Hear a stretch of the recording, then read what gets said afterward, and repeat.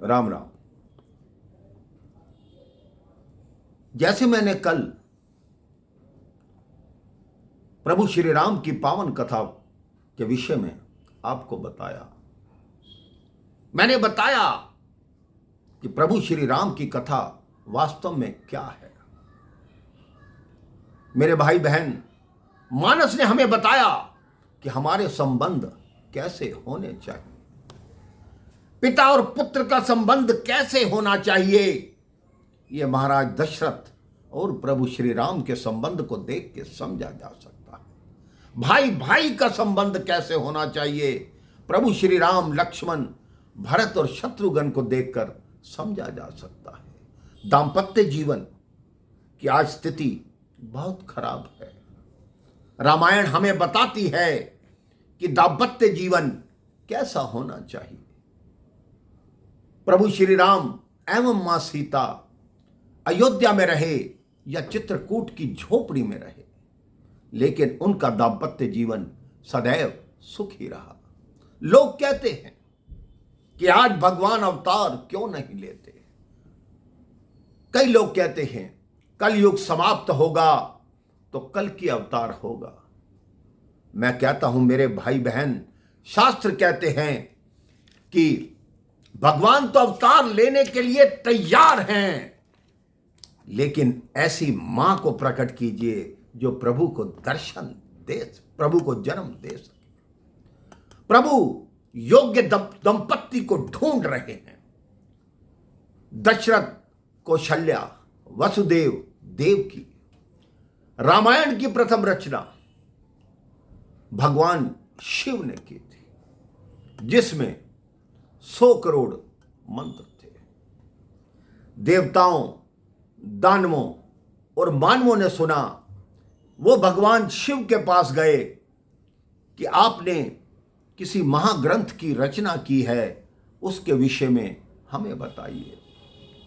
तो भगवान शिव ने कहा, मैंने रामायण की रचना की है जिसमें 100 करोड़ मंत्र हैं। जो इसका पाठ कर लेता है, प्रभु उसका जीवन सफल बना देते हैं।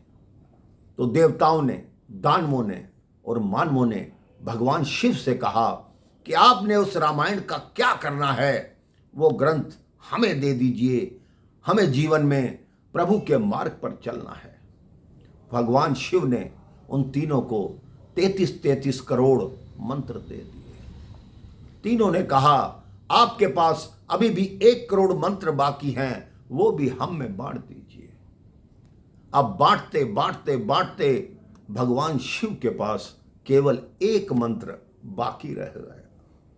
उन तीनों ने कहा कि वो मंत्र भी हमें दे दीजिए।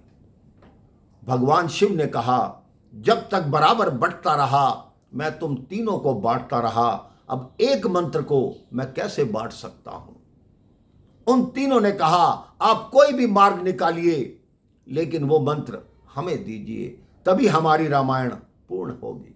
भगवान शिव ने देखा, जो 1 श्लोक बचा था वो अनुष्टुप छंद का श्लोक था, जिसमें 32 अक्षर थे। भगवान शिव ने 10-10 अक्षर तीनों को दिए, 2 अक्षर भगवान शिव के पास रह गए।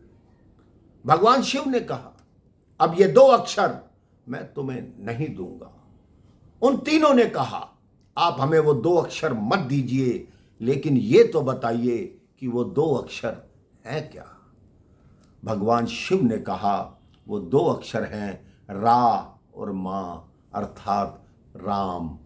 अब मैं तुम्हारी कोई बात नहीं सुनूंगा, आज से राम मेरा और रामायण तुम्हारी। राम का पूर्ण अर्थ क्या होता है मेरे भाई बहन? रा, रवि की शांति, आ, अग्नि की शांति, और मां, मयंक की शांति। आदि काव्य महर्षि वाल्मीकि जी ने लिखा। 400 साल पहले तुलसीदास जी ने भी श्री रामचरित मानस की रचना की। मेरे भाई बहन, इसके आगे की कथा मैं यही प्रयास करूंगा कि आपको प्रतिदिन सुनाता रहूं, और कोशिश करूंगा अपनी तरफ से जो भी हो आप तक ज़रूर पहुंचे। मेरी वाणी में कोई भी त्रुटि रही हो उसके लिए क्षमा प्रार्थी हूँ। राम राम, जय श्री राम।